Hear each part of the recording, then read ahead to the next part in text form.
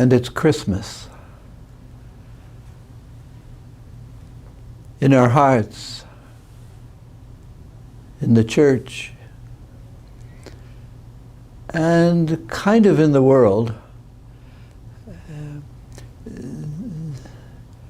We know the readings, stars and shepherds, and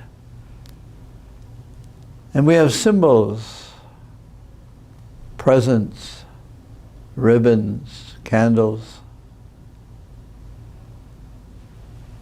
And you can forget the meaning behind the symbol, Santa Claus.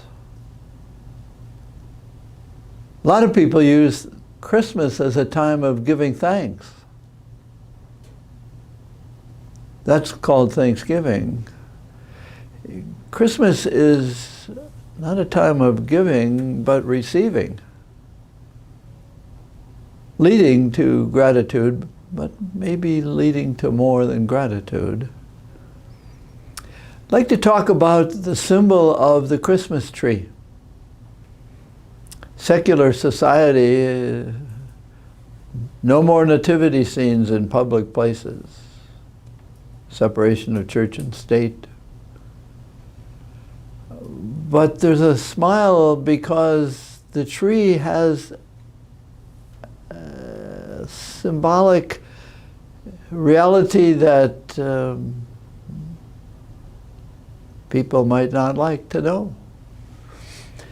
Christmas falls within the celebration of the return of the sun. There was a festival called Sol Invictus, the unconquered sun, and in the northern hemisphere the sun was going out of existence, and then no, it's coming back now. And the early Christians said there's a time we can celebrate the reality of Jesus. And Christmas wasn't celebrated liturgically until the year 325, when King Constantine made Christianity the religion of his kingdom. The birth of Jesus and the Christmas tree. The birth of Jesus is the birth of the divine coming into the human, of the outside coming inside. So we bring a tree, green, lively, and we bring it into our house. My father we were from a state that has lots of trees, and he had to have a tree that was straight up and down, very tall, and he'd cut off the top and put that tree in the dining room. He loved it, the fullness of the tree.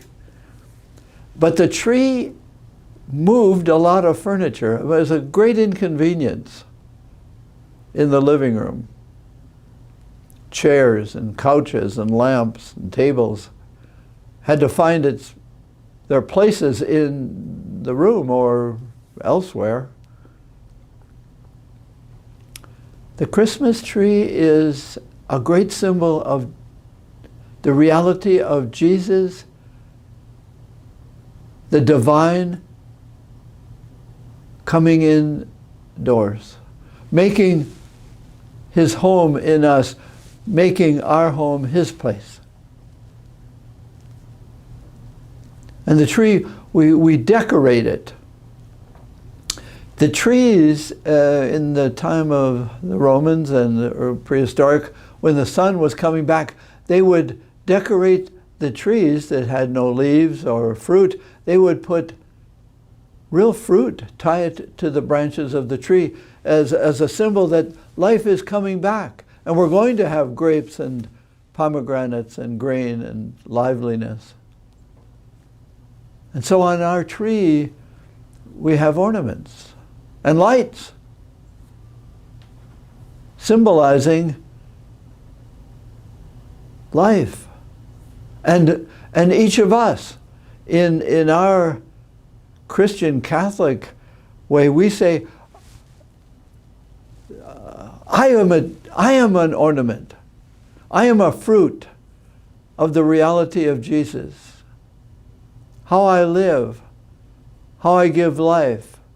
I am the fruitfulness of the intimacy between God and us. And God is saying, I am pitching my tent with you so that you know who you are. So we celebrate Christmas as a celebration of receiving. That's why there are gifts underneath the tree. It's about receptivity. But it's about each of us being a light and an ornament, a fruitfulness. A symbol? No, we are a reality. And we do receive, but it's not a time to give thanks to other people, to the postman and everything. It's and we can give gifts, it's a wonderful thing, but it's not in thanks, but in ordination or celebration that you are a gift giver, a gift that is meant to be given away, an ornament of fruitfulness in the life of others. And Jesus, like the tree, does create inconvenience, if you will. As the tree in our house and in your house, you have to move furniture. Jesus rearranged the furniture of humanity and continues to rearrange our selfish, our control, our negativity. And he moves in and takes his place and says, let me tell you who you are again, which is what we do at every Eucharistic celebration.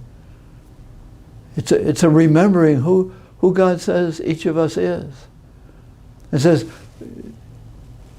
you are my body. You are a part of the tree. You are a light. You are a fruitful presence. And I mean that you should be that. And you can't give what you don't receive. You can't give what you don't have. And so he comes again at Christmas and at the Eucharist saying, let me remind you again because it's so easy for you to forget. I want to rearrange your furniture about your interior furniture. What you say about yourself, what you say about others. I have come that you may have life and have a fruitful life. He said that in John's Gospel. Fruit that will last. And so when you are looking at your Christmas tree, which ornament is you? Which light bulb represents your commitment to let Jesus rearrange your personal furniture so that you are free to be a revelation of the interior of God? Imagine that each of us can be. We are ordained by baptism, by our reception of the Eucharist, to be who he says each of us is. You are my body. You are the ornament on the tree of my life. Merry Christmas.